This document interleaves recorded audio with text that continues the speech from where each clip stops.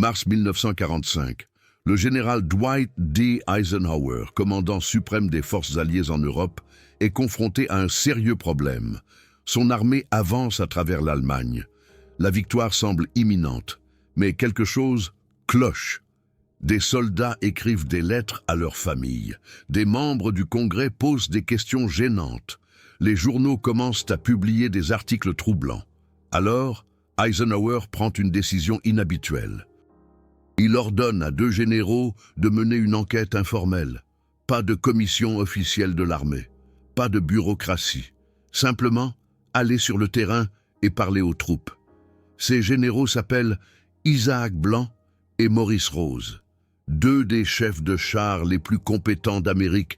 Leur mission, découvrir ce que les soldats pensent réellement de leur équipement, en particulier des chars. Ce qu'ils vont rapporter est un document que le département de l'ordnance de l'armée américaine va classer secret pendant 40 ans. Le rapport blanc. Plus de 100 pages. Des entretiens avec des centaines de soldats, des équipages de chars, des fantassins, des officiers, des mécaniciens. Un document qui révèle une vérité terrifiante. Les équipages américains de chars Leclerc ne voulaient absolument pas croiser le chemin des chars Tigre allemands. Ils craignaient les Tigres. Ils savaient que leurs canons de 75 mm étaient inefficaces. Ils savaient que leur blindage était comme du papier. Ils savaient qu'un impact d'un canon de 88 mm de Tigre signifiait la mort. Et le Pentagone le savait, depuis 1943, et n'a rien fait. Aujourd'hui, je vais vous montrer la chaîne de preuves documentée. De la Tunisie en 1943 au rapport blanc en 1945. De la dissimulation du Pentagone aux leçons modernes tirées de l'Ukraine en 2024. Et pourquoi cette histoire a été cachée pendant 40 ans? L'histoire ne commence pas en Europe. Elle commence en Afrique du Nord, en Tunisie, en février 1943. Le col de Kasserine. La première division blindée de l'armée américaine rencontre les chars allemands. Première grande bataille de chars pour les Américains pendant la Seconde Guerre mondiale. Le Leclerc M4 contre le Tigre peint. Les équipages américains tirent des obus de 60 Kelly-Tlim sur le blindage frontal des Tigres. 100 mm d'épaisseur, acier Krupp sémenté, les obus rebondissent. Le canon de 88 mm du Tigre répond. Blindage du Leclerc, 76 mm à l'avant. Blindage homogène laminé. Le Tigre perce le Leclerc à une distance de 2000 mètres. Chaque impact est mortel. Résultat de la bataille, une catastrophe américaine. 2000 pertes, 183 chars perdus, 194 semi-chenilles, blindés détruits. Retraite complète. Le général Léo Marchand, commandant du 2e corps d'armée, est démis de ses fonctions. George Patton prend le relais et le département de l'ordnance de l'armée américaine reçoit un rapport urgent. Le Leclerc est inférieur au Tigre, dramatiquement inférieur. Alors, que fait le département de l'ordnance? Rien. Ils disent, le Leclerc est suffisamment bon. Nous en produisons 2000 par mois. L'Allemagne ne peut pas rivaliser avec notre production. Techniquement correct. Stratégiquement correct. Mais pour les équipages de chars, un arrêt de morte. Laissez-moi vous montrer la réalité technique. Terrain d'essai d'Aberdeen, Maryland, 1943. L'armée américaine teste les canons du Leclerc contre des plaques de blindage. Le Leclerc M4 avec un canon M3 de 75 mm. Équipement standard pour 90% de tous les Leclerc jusqu'en 1944. Pénétration maximale contre une plaque de blindage verticale à 100 yards, 127 minutes. Cela semble bon. Mais le blindage frontal du Tigre est de 100 mm, avec un angle de 60 degrés. Épaisseur effective, 200 mm. Le Leclerc de 75 mm ne peut pas pénétrer frontalement le Tigre, à aucune distance de combat pratique. Mais le canon KWK-36 de 88 mm du Tigre. Pénétration maximale à 100 yards, 165 mm contre une plaque verticale. À une distance de 2000 mètres, Toujours 110 mm, blindage frontal du Leclerc, 76 mais avec un angle de 56 degrés. Épaisseur effective, 115 mm contre les pénétrateurs cinétiques. Le Tigre perce le Leclerc frontalement à 2000 mètres. Le Leclerc doit s'approcher à moins de 500 mètres pour frapper le Tigre latéralement. L'avant est impossible. Ce n'est pas un combat équitable. C'est un massacre. Alors, que fait le département de l'ordnance? En 1944, ils introduisent le Leclerc M4A3 avec un canon M1 de 76 mm, meilleure pénétration. Test d'Aberdeen. Pénétration maximale du M1 de 76 mm à 100 yards, 200 mm. Problème résolu? Non, parce qu'en 1944, il n'y a pas que le Tigre I. Il y a maintenant le Panthère. Blindage frontal du Panthère, 80 mm avec un angle de 55 degrés, mais sémenté. Épaisseur effective contre le 76 mm, équivalent à 240 mm. Le Leclerc de 76 mm ne peut pas pénétrer frontalement le Panthère, pas à 500 mètres, pas à 100 mètres, pas à bout portant.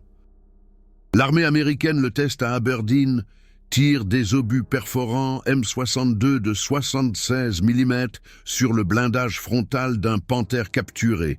Distance, 100 yards, à bout portant, pénétration nulle, les obus rebondissent, tout se brise, et le Pentagone classe ses tests secrets jusqu'aux années 1970. Pourquoi? Parce qu'admettre que le Leclerc de 76 mm est inutile contre le Panthère reviendrait à dire « Nous envoyons des soldats à la mort avec un équipement inadéquat ». Normandie, juin 1944. Opération Overlord. Le jour J, les chars Leclerc américains et britanniques progressent dans le bocage normand. Chemin étroit, haute haie, terrain parfait pour les embuscades, et les chars allemands attendent. Des Tigres, des Panthères, des chars 4. Ce qui se passe est documenté dans les rapports de combat. La plupart classés secrets jusqu'aux années 1980. La 3e division blindée, 232 chars Leclerc au débarquement de Normandie. À la fin de la campagne d'Europe, 648 Leclerc complètement détruits, 700 autres endommagés et réparés, taux de perte, 580%. Belton Coopère, officier de maintenance de la 3e division blindée, écrira plus tard un livre, Piège mortel, la survie d'une division blindée américaine pendant la Seconde Guerre mondiale. Son livre est controversé. Les historiens contestent ces chiffres. Mais son expérience fondamentale est documentée. Les équipages de Leclerc craignaient de rencontrer des chars lourds allemands. Pourquoi? Parce que les chances de survie contre un Tigre ou un Panthère étaient minimales. Trevor Dupuis, historien militaire, a analysé en détail les pertes de chars dans la première armée américaine pendant les 12 derniers mois de la guerre. Sa conclusion: la perte moyenne d'équipage par perte de chars était de 0,88 hommes. Cela signifie presque chaque Leclerc détruit entraînait la mort d'un membre de l'équipage. Le Leclerc avait en fait un bon taux de survie d'équipage par rapport à d'autres chars, le deuxième plus élevé de la guerre après le Churchill britannique. Mais contre le Tigre, contre le Panthère, les chiffres étaient pires, parce que l'obus de 90 mm du Tigre lors d'un impact sur un Leclerc provoquait une destruction catastrophique. Les munitions explosaient, le carburant s'enflammait. La tourelle était projetée, les équipages de Leclerc appelaient leurs chars ronçons, comme le briquet, s'allument du premier coup à chaque fois. Les équipages britanniques l'appelaient four Tommy, parce qu'ils cuisinaient les soldats britanniques. Les Tommy, ce n'est pas de la propagande, c'est une expérience documentée. Alors, le Leclerc était-il vraiment si mauvais? Techniquement parlant, le Leclerc était un excellent char pour la plupart des situations. Fiable. Facile à entretenir, facile à produire, bonne ergonomie pour l'équipage. Contre le char 4 allemand, Le Leclerc était égal ou supérieur contre les chars légers, les véhicules blindés, l'appui-feu de l'infanterie. Le Leclerc était excellent, mais contre le Tigre, contre le Panthère, contre les chars lourds allemands de la fin de la guerre, le Sherman était désespérément inférieur. Et le Pentagone le savait, le colonel George Jarrett. Du département de l'ordnance de l'armée américaine à Aberdeen Proving Ground, il a testé le blindage des chars allemands après la guerre. Jarrett était célèbre pour son refus de mentir. Il critiquait publiquement le refus de l'armée de reconnaître les faits réels concernant les chars. Il écrivait, début 1945, « Nous ne sommes guère mieux qu'à El Alamein ». El Alamein, c'était en octobre 1942, 2 ans et demi plus tôt. Jarrett disait « Les chars américains de 1945 étaient à peine meilleurs qu'en 1942 ». C'est une critique dévastatrice, venant d'un officier du département de l'ordnance de l'armée elle-même. Et le Pentagone a classifié ses rapports. Puis arrive juillet 1944. Le général Omar Bradley, commandant du 12e groupe d'armées américain, s'entretient avec Eisenhower. Bradley est frustré. Ses divisions blindées combattent en Normandie. Elles perdent des chars plus vite qu'elles ne peuvent les remplacer. Bradley dit à Eisenhower, je cite, « L'ordnance m'a dit que ce 76 mm se chargerait de tout ce que les Allemands avaient. Maintenant, je constate qu'on ne peut rien abattre avec. C'est juillet 1944. Le jour J était le 6 juin. Un mois plus tard, le plus haut commandant de terrain américain sait que le Sherman de 76 mm est inadéquat. Eisenhower est choqué. Il ne le savait pas. Le département de l'ordnance l'avait assuré. Le Sherman est suffisant. Alors Eisenhower ordonne développer un meilleur char. Immédiatement, le M26 Pershing, canon de 90 mm, blindage plus lourd. Mais la production est lente. Ce n'est qu'en février 1945 que les 20 premiers Pershing arrivent en Europe. Trop tard pour la plupart des combats. Pourquoi si tard? Parce que le département de l'ordnance affirmait depuis 1942 « Le Sherman est suffisant ». Nous n'avons pas besoin d'un char lourd. Cette décision a coûté des vies, des milliers de vies, et personne n'a été tenu responsable. Revenons à mars 1945. Les généraux Isaac Blanc et Maurice Rose mènent leur enquête. Ils parlent aux équipages de chars. Des centaines d'entretiens, des soldats de première ligne. Réponse constante. Nous voulons plus de puissance de feu. Le rapport Blanc documente des dizaines d'incidents. Des équipages de Sherman tirant à plusieurs reprises sur des Panthères ou des Tigres II, sans effet. Les chars allemands se retournant et détruisant les Sherman d'un seul coup. Un soldat décrivait « Nous avons touché un Panthère 5 fois de face. Rien ne s'est passé. Il s'est retourné et a tiré une fois. Notre char a explosé. 3 membres d'équipage sont morts instantanément. Un autre, un Tigre II peut stopper une douzaine de Sherman. Nous devons le contourner, le frapper sur le côté. Mais si le terrain ne le permet pas, nous sommes morts. » Blanc et Rose le documentent, sur plus de 100 pages. Des rapports détaillés, des descriptions techniques, des témoignages de soldats. Ils remettent le rapport à Eisenhower.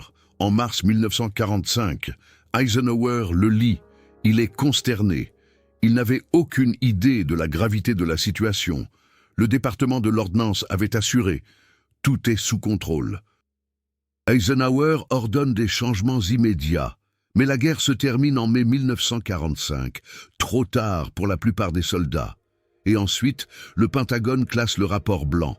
Pas 5 ans, pas 10 ans, 40 ans. Ce n'est qu'en 1985, après des demandes en vertu du Freedom of Information Act, que des parties sont déclassifiées.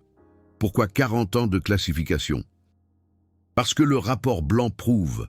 Le Pentagone savait depuis la Tunisie en 1943 que le Sherman était inadéquat contre les Tigres. Ils ont apporté des améliorations minimales. Ils ont retardé le M26 Pershing. Ils ont envoyé des soldats dans des chars inadéquats contre des machines allemandes supérieures. L'admettre aurait été politiquement catastrophique. Alors, ils l'ont classifié. Mais les documents ne mentent pas. Et aujourd'hui, ils sont disponibles. Le rapport blanc n'est qu'un exemple. Il y en a d'autres, beaucoup d'autres. Les rapports d'essai d'Aberdeen Proving Ground, les évaluations du département de l'ordnance, la correspondance d'Eisenhower, les journaux de guerre de Bradley, tous racontent la même histoire. Le Sherman était inadéquat contre les chars allemands lourds. Le Pentagone le savait. Ils n'ont pas fait assez, et les soldats ont payé le prix. Mais voici ce qui choque vraiment.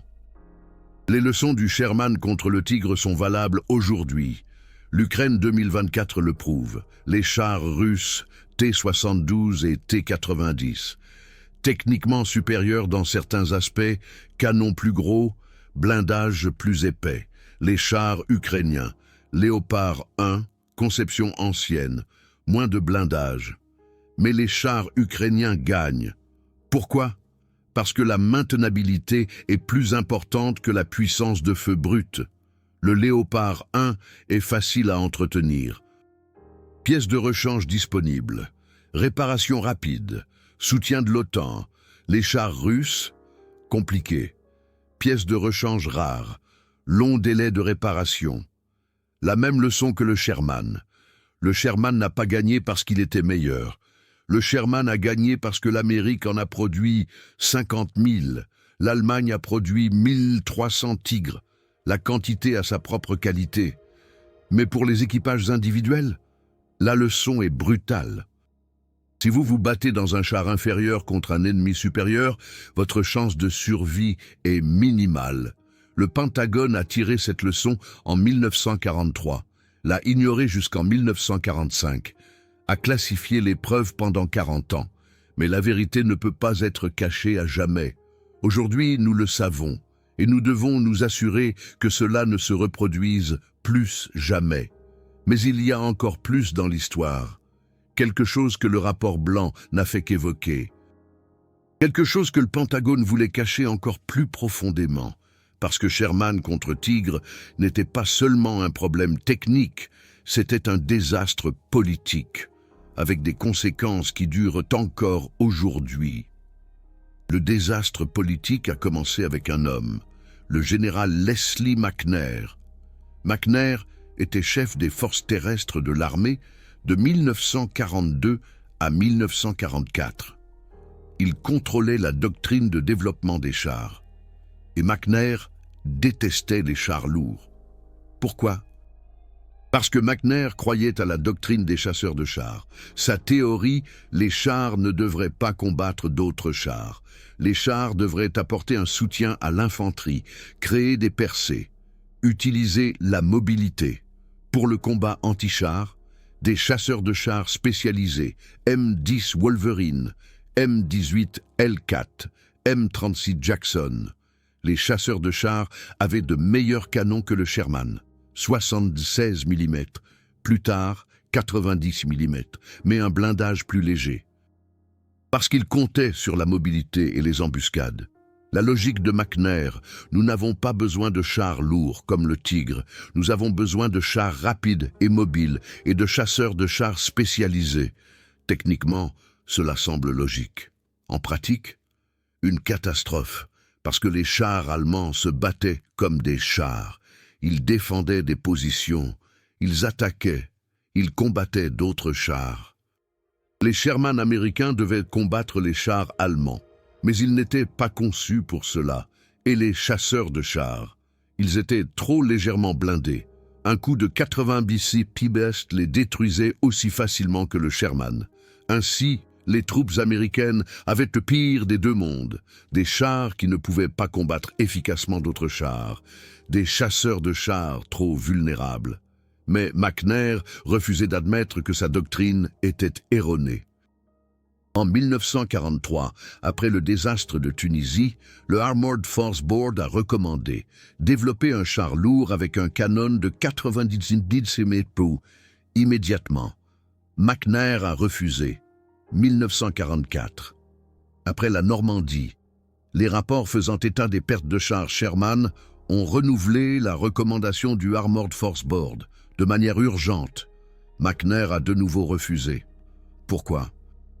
Parce que reconnaître que des chars lourds étaient nécessaires signifierait que sa doctrine de destructeur de chars était fausse. Toute sa carrière reposait sur cette doctrine.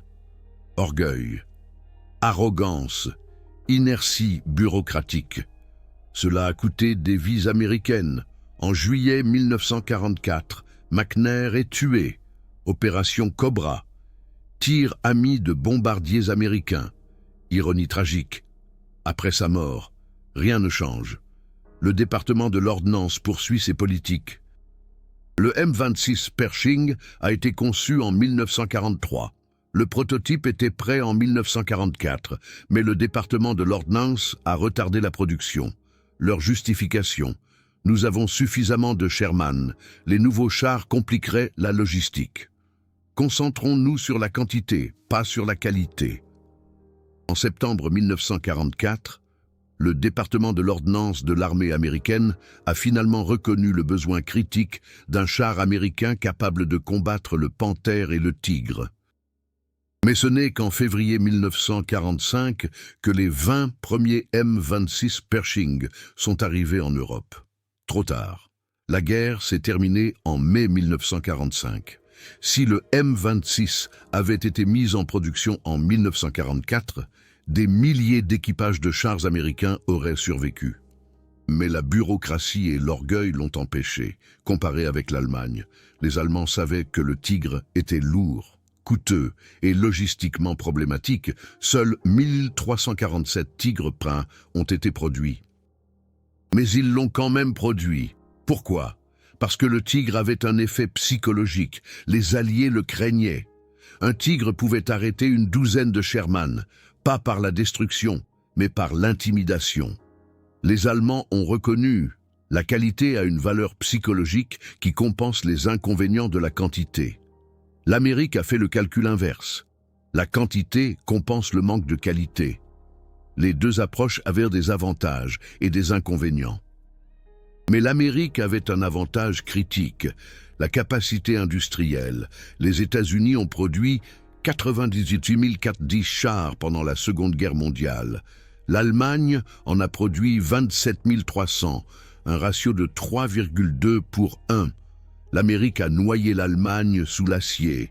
Le Sherman n'a pas gagné parce qu'il était meilleur.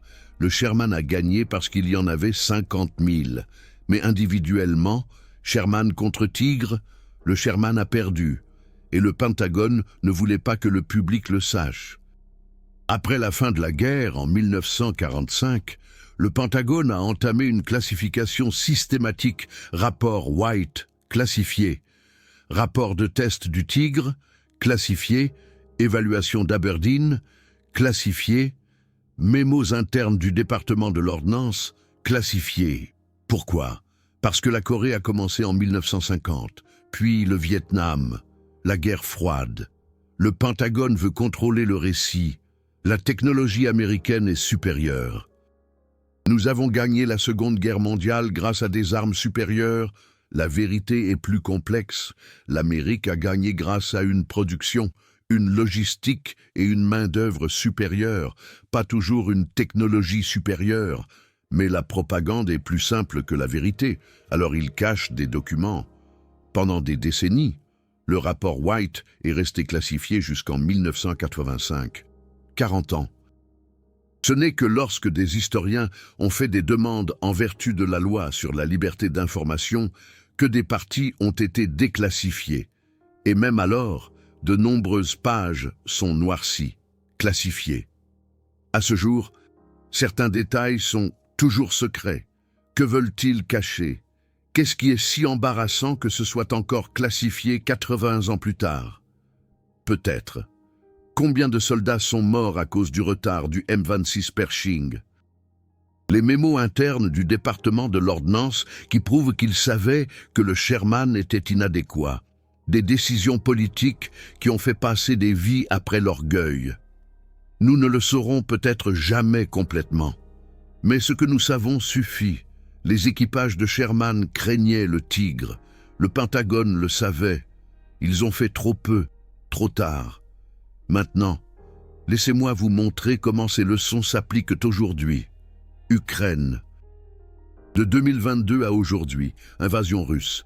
Les forces ukrainiennes reçoivent des chars de l'OTAN, Léopard 1, conception ancienne, année 1960, canon de 105 mm, blindage de 70 mm. Les forces russes ont des T-72B3, des T-80 BVM, des T-90M, mises à niveau moderne, canon de 125 mm, blindage réactif explosif. Sur le papier, les chars russes sont supérieurs. En pratique, les chars ukrainiens gagnent systématiquement. Pourquoi? Leçon numéro 1. La maintenance et la capacité de soutien. Le Léopard 1 est mécaniquement simple. Les pièces de rechange de l'OTAN sont disponibles partout. Réparation rapide. La formation des équipages est rapide. Le T-90M russe, compliqué. Le chargeur automatique est sujet aux défaillances. Les pièces de rechange sont rares en raison des sanctions. Les réparations prennent des semaines. Résultat, les chars ukrainiens restent opérationnels. Les chars russes sont immobilisés. Sherman contre Tigre avait la même dynamique. Le Sherman était facile à entretenir. Le Tigre tombait constamment en panne. Techniquement supérieur, cauchemar logistique. L'Ukraine prouve, la fiabilité est plus importante que la puissance de feu. Leçon numéro 2, la formation des équipages et les tactiques. Les équipages ukrainiens sont formés par l'OTAN. Tactique moderne interarmes. Coordination avec l'infanterie. L'artillerie. Les drones. Les équipages russes. Formation minimale. Doctrine soviétique obsolète. Mauvaise coordination. Résultat, les chars ukrainiens combattent intelligemment. Les chars russes combattent stupidement.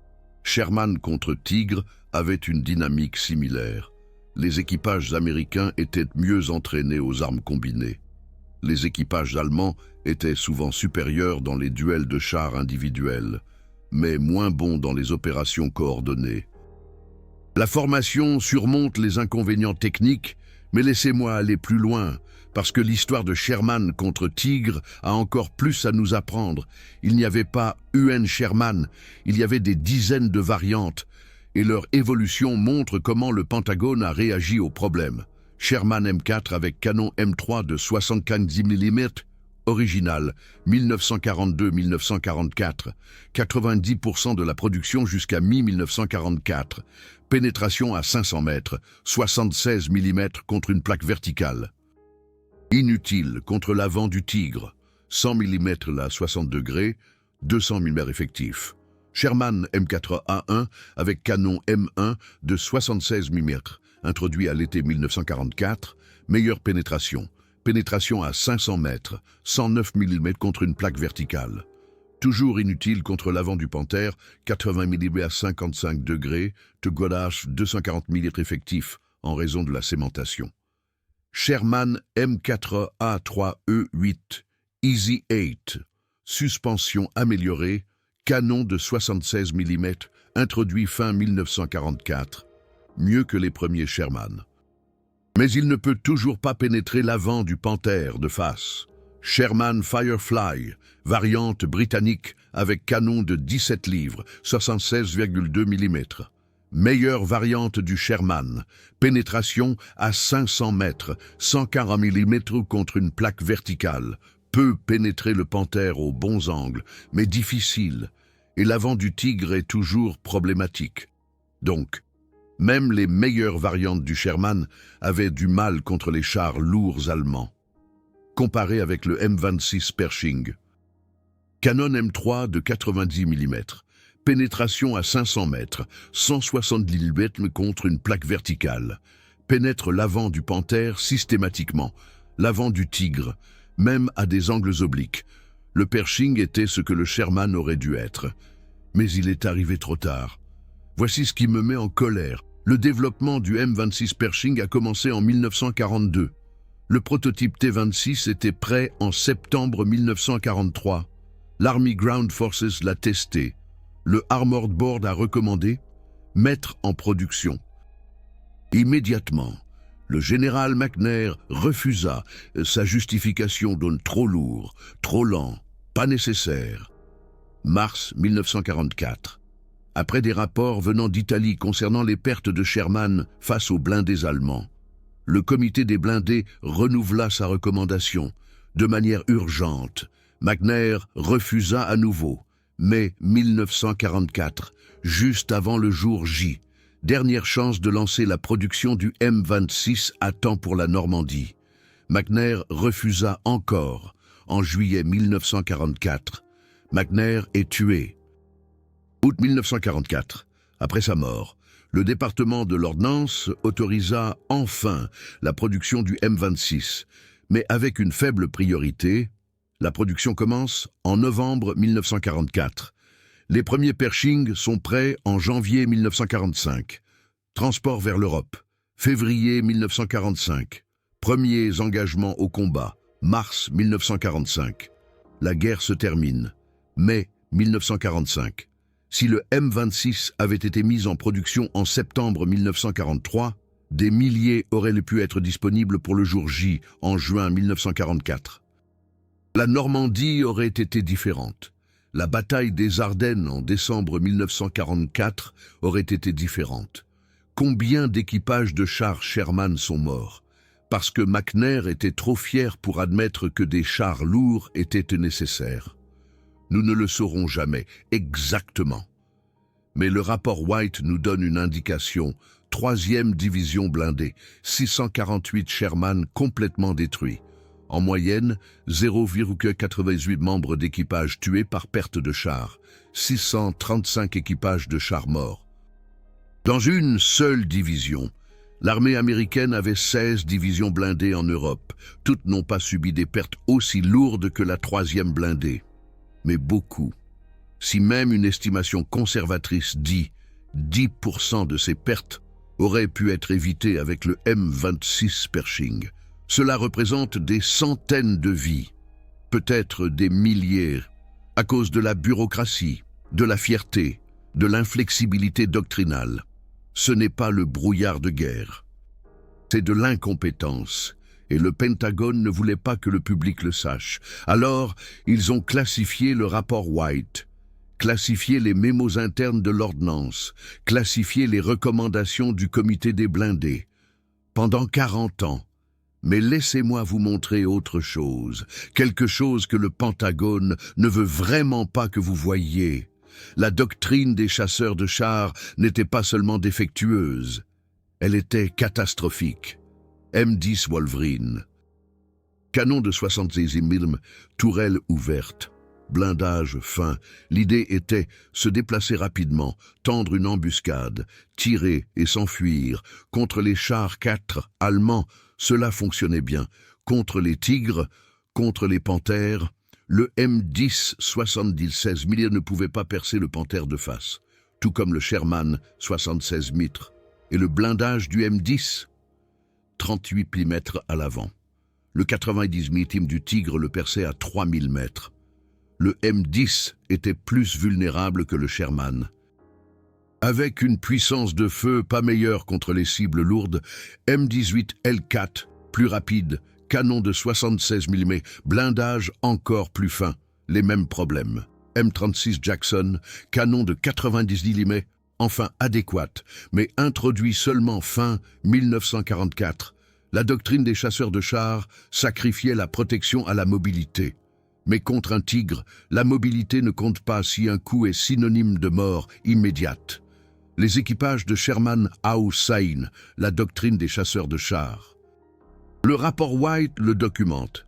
Un sergent a dit « Ils nous ont donné des chasseurs de chars et on dit qu'ils combattaient les chars. Mais les chasseurs de chars meurent aussi vite que nous. Alors qui combat les chars? Personne. » Un autre. Le M10 ne peut pas affronter un panthère de face. Le Sherman ne peut pas affronter un panthère de face. Nous avons besoin des deux ensemble. Et même alors, nous ne gagnons que si nous pouvons le contourner. La doctrine de McNair a échoué, complètement, mais il ne l'a jamais admis. Et après sa mort, le département de l'ordnance a continué sur sa lancée. Parce qu'admettre que la doctrine était fausse signifierait Toute la stratégie de développement des chars depuis 1942 était une erreur. La bureaucratie se protège. Même si des soldats meurent à cause de cela, leçon 3. La quantité compte.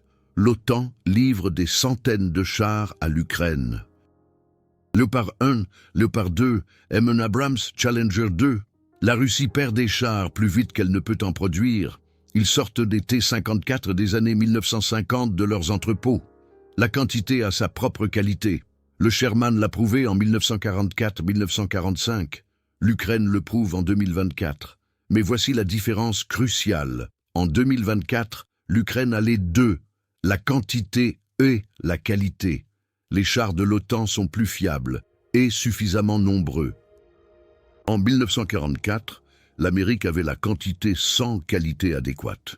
Le Sherman était nombreux, mais inadapté contre un tigre. C'est la leçon que le Pentagone n'a pas voulu apprendre entre 1943 et 1945. Vous avez besoin des deux.